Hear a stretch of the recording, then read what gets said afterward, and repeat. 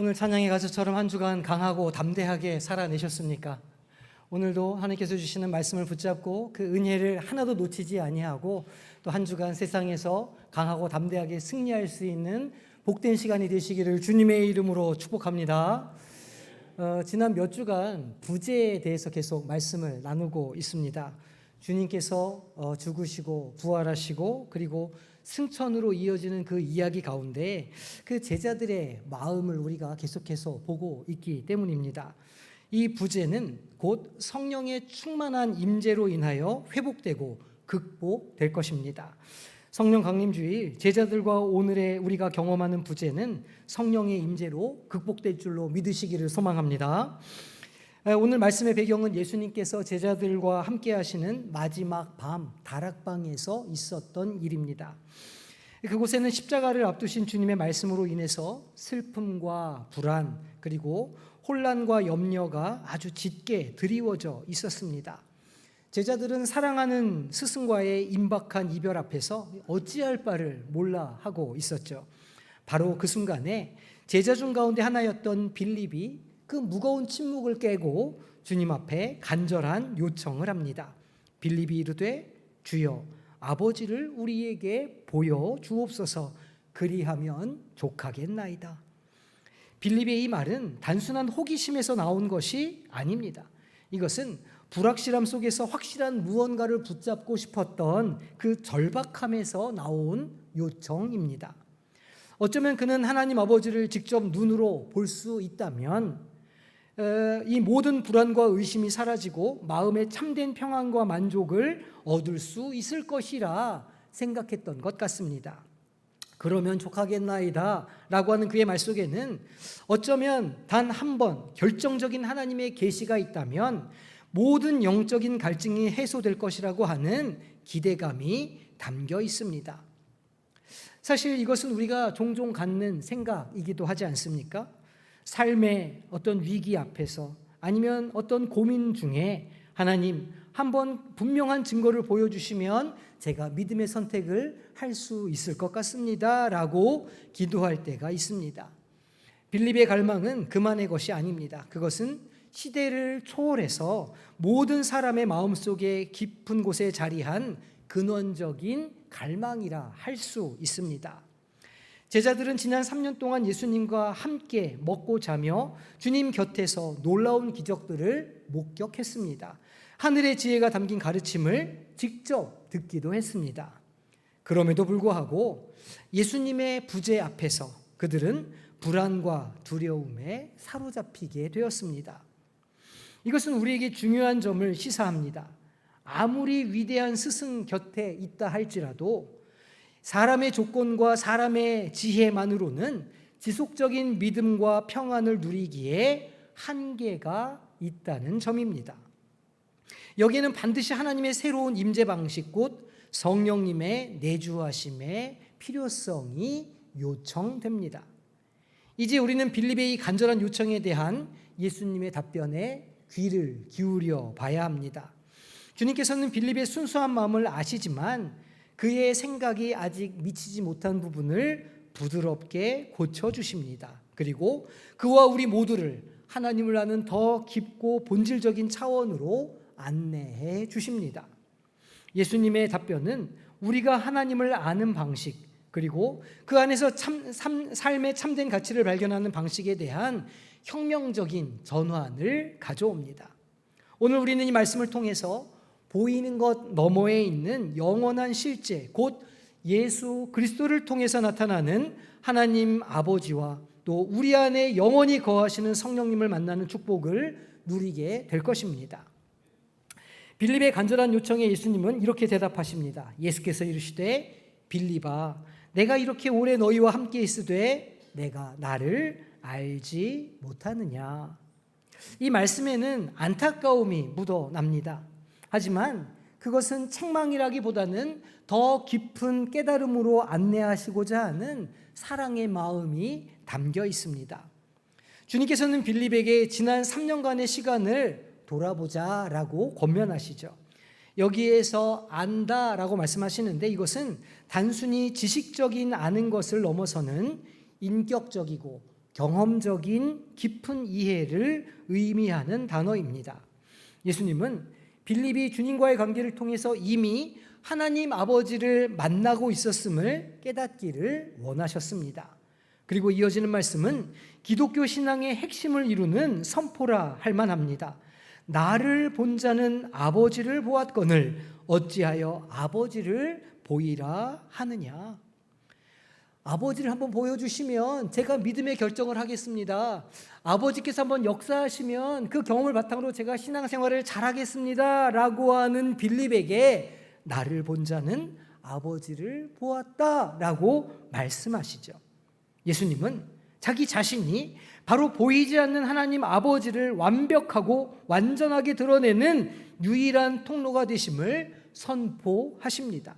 이것은 예수님 자신이 성부 하나님이라는 의미가 아닙니다. 삼위일체 신비 안에서 성자 예수님은 성부 하나님과 구별되시는 것이 분명하지만 동시에 성부 하나님의 본질과 성품을 완벽하게 나타내시는 분이시라는 뜻입니다.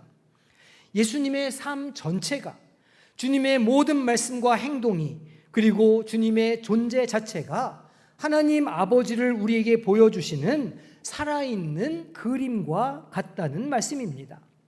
그러면 우리는 어떻게 예수님을 통해서 아버지를 볼 수 있을까요? 첫째로 예수님의 말씀을 통해서입니다.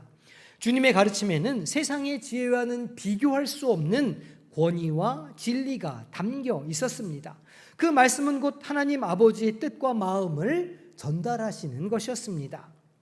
또 둘째로는 예수님의 사역을 통해서 우리는 하나님 아버지를 보게 됩니다.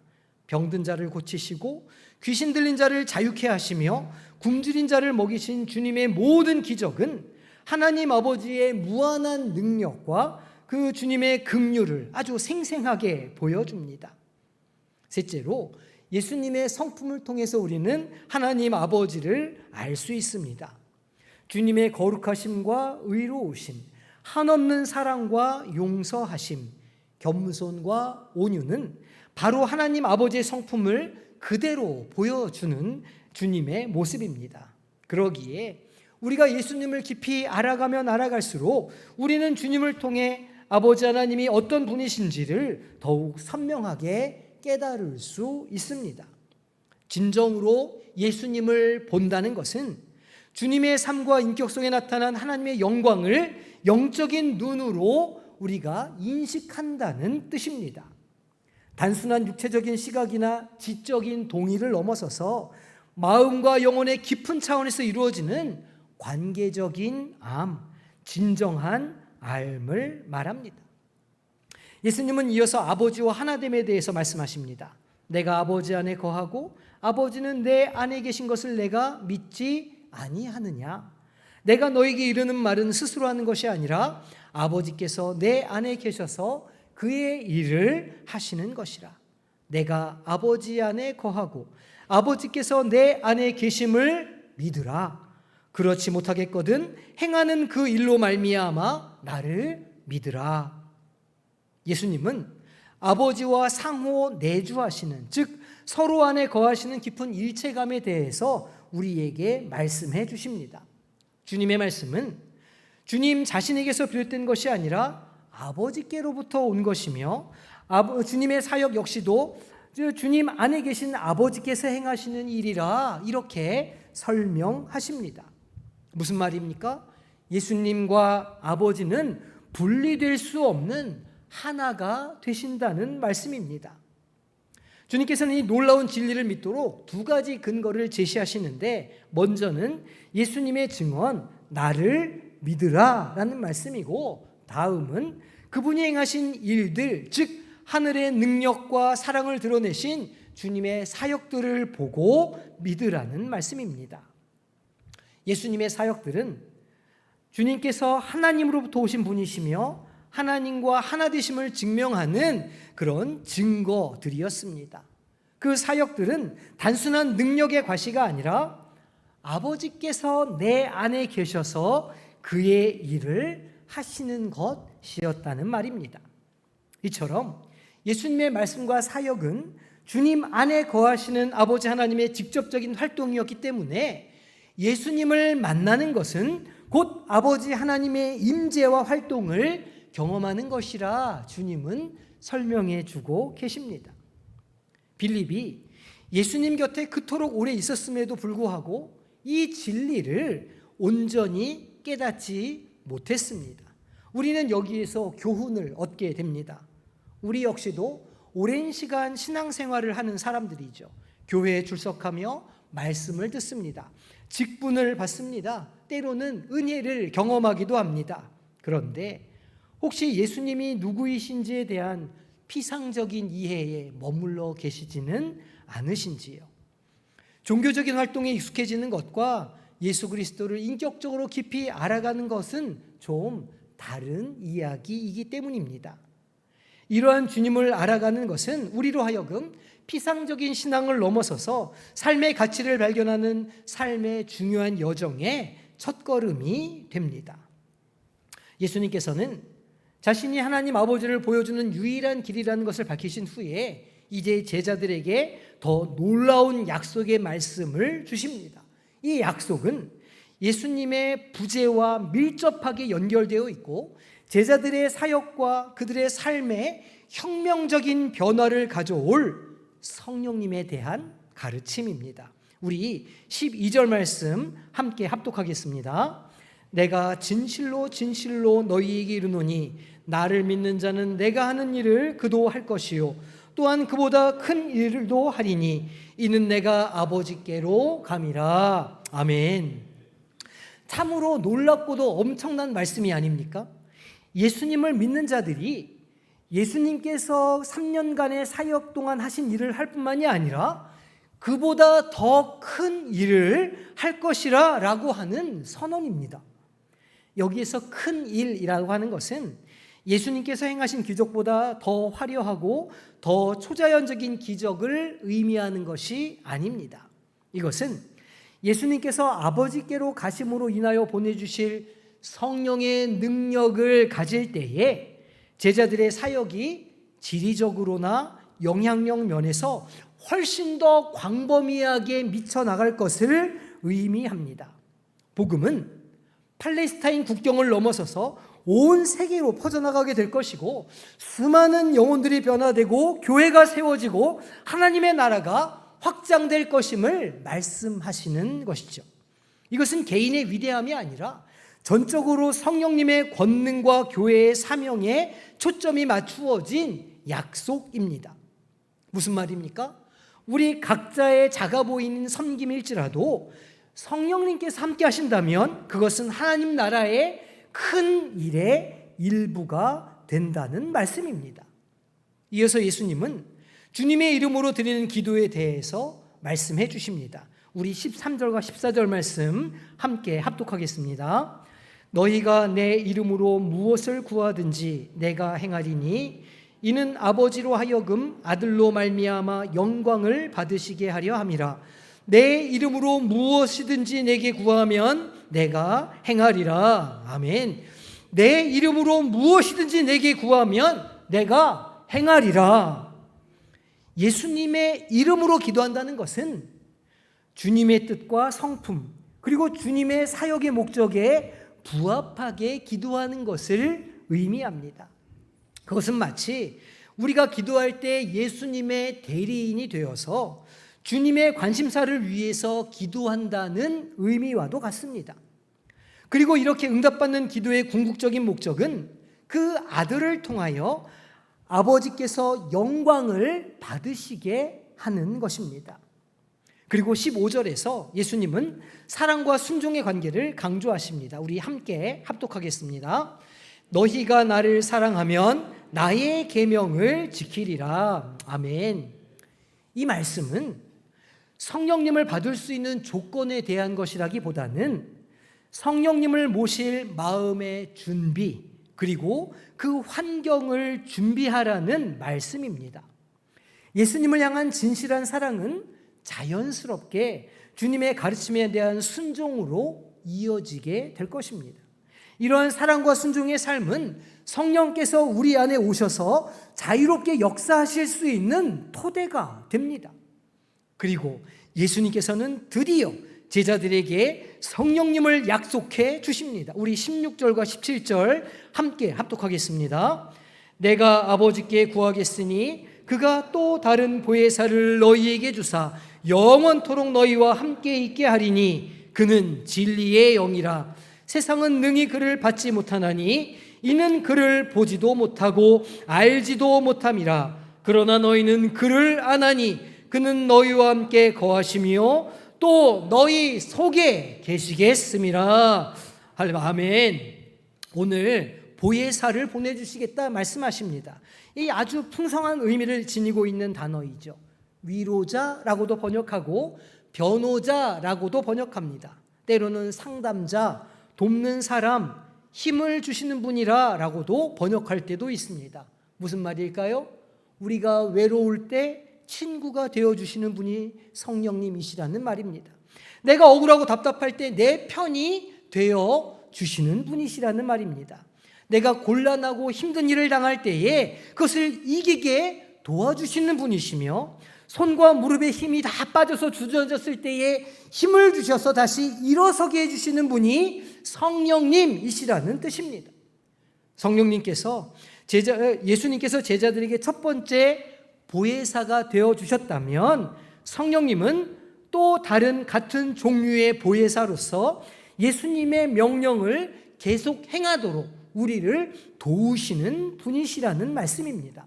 이는 예수님을 대신할 어떤 존재가 아니라 예수님과 동일한 신성과 능력을 가지신 하나님 자신께서 우리 곁이 아니라 이제 우리 안으로 들어오신다고 하는 엄청난 위로의 약속입니다. 영원토록 너희와 함께 있게 하겠다라고 하는 이 말씀은 예수님의 지상 사역과는 다르게 이 성령께서는 영구적으로 떠나지 아니하시고 우리를 홀로 내버려 두지 아니하시고 우리 안에 언제나 함께 하신다는 말씀으로 보증해 주시는 말씀입니다. 예수님의 부재로 인해서 생길 수 있는 제자들의 그 상실감과 그 허물을 하늘의 능력을 가신 성령님께서 온전하게 채워주신다는 이 약속은 제자들에게 그리고 오늘 우리에게도 큰 위로와 확신과 믿음을 허락해 줍니다. 성령님은 진리의 영이십니다.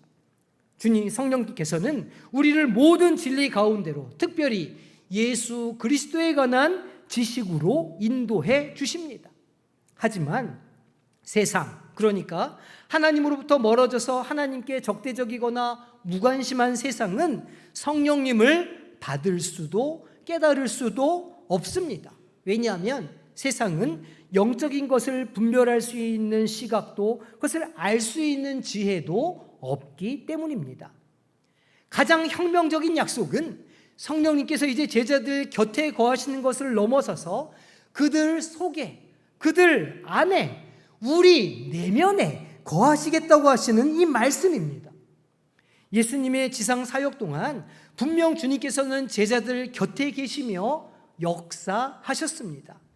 하지만 이제 약속된 성령님은 오순절 이후 성도들의 각자의 마음 속에 개인적으로 내밀하게 영구적으로 내주해 주십니다.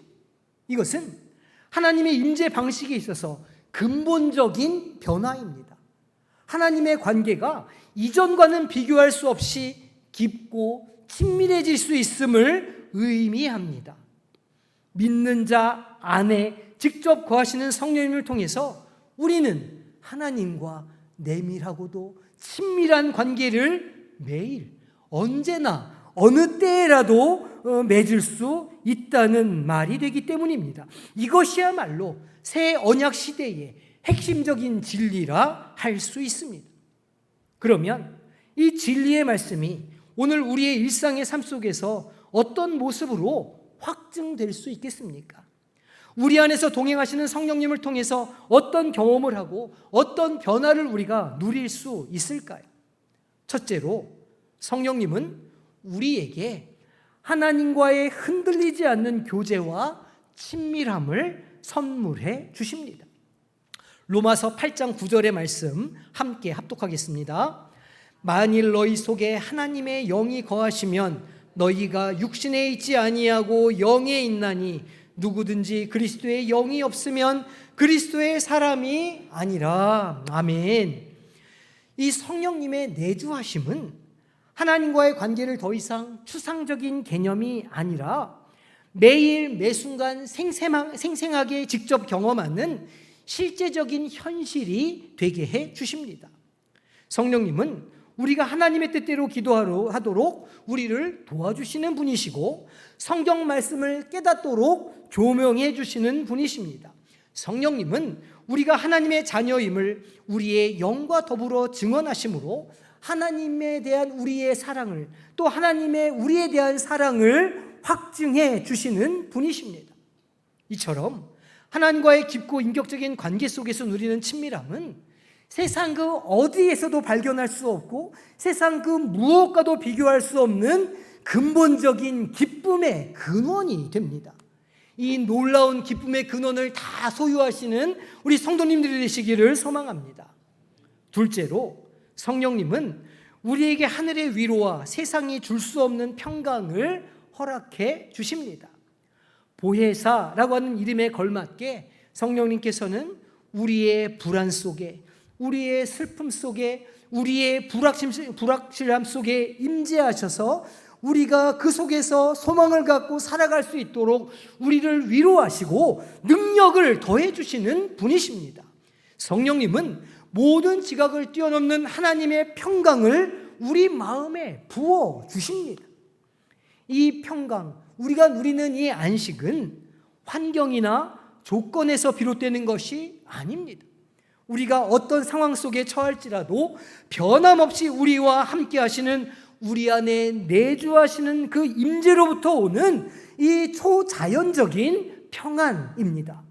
시련 속에서도 우리를 붙잡아 주시는 그 손길을 느끼고, 슬픔 한가운데서도 우리를 치유하여 주시는 그 손길을 경험하며, 연약함 속에서도 우리를 강하게 붙잡아 주시는 성령님의 권능을 경험하며 우리가 삶의 폭풍우를 헤쳐나갈 수 있는 든든한 동반자가 되어 주십니다. 이 성령님을 의지하고 삶의 어려움을 이겨내는 성도님들이 되시기를 축복합니다. 셋째로, 성령님은 우리 삶에 하나님께서 주시는 목적과 분명하신 안내하심, 그리고 영적인 권능을 부여하십니다. 성령님은 우리 삶에 분명한 의미와 목적을 주십니다. 성령님은 우리의 인생이 예수 그리스도 안에서 어떤 목적과 비전을 가져야 하는지, 내 삶에서 어떤 방향으로 나아가야 하는지, 오늘 삶에 나에게 살아가는 이유가 무엇인지를 알려주시는 분이십니다. 진리의 영 되시는 성령님은 우리가 하나님의 뜻을 이해하도록 인도하시며 진리와 거짓을 분별케 하시고 일상의 많은 일들 가운데에서 우리를 이끌어 주십니다. 뿐만 아니라 성령님은 그리스도의 몸된 교회를 섬기고 세상을 향해 복음을 증거할 수 있도록 우리 각자에게 영적인 권능을 더해 주시는 분이십니다. 성령님은 죄에 대해 승리하게 하시고 성령의 열매를 맺도록 우리에게 능력을 공급해 주십니다. 이러한 성령의 역사야말로 하나님께 영광 돌리는 삶을 살아가도록 하는 진정한 동기가 됩니다. 이러한 성령님으로 말미암아 세상을 향해 담대하게 나아가시는 성도님들이 되시기를 주님의 이름으로 축복합니다. 마지막 네 번째로, 성령님이 우리 안에 거하실 때 우리가 경험하는 가장 심오한 능력은 성령님께서 우리를 지속적으로 그리스도의 형상으로 변화시켜 가신다는 사실입니다. 고린도후서 3장 18절 말씀 함께 합독하겠습니다. 우리가 다 수건을 벗은 얼굴로 거울을 보는 것 같이 주의 영광을 보매 그와 같은 형상으로 변화하여 영광에서 영광에 이르니 곧 주의 영으로 말미암음이니라. 아멘. 우리가 성령님께 순복하고 그 인도하심을 따를 때 성령님께서는 우리의 성품을 다듬어 가십니다. 우리의 생각을 고쳐주시고 새로운 소망을 품게 하여 주시며 우리의 마음이 하나님을 향할 수 있도록 인도해 주십니다. 이렇게 예수님을 점점 더 닮아가는 이 신앙의 여정, 즉 성화의 그 모습이야말로 하나님께서 우리를 향하신, 우리에게 원하시는 삶의 모습입니다. 우리는 그 안에서 삶의 진정한 가치와 의미를 발견하고 하나님께 영광을 돌리는 삶을 살기로 결단하며 비로소 우리 삶에 풍성하게 주어지는 그 의미를 붙잡고 용기를 가지고 담대하게 살아가게 됩니다. 이것이 성령께서 우리 안에 행하시는 역사입니다.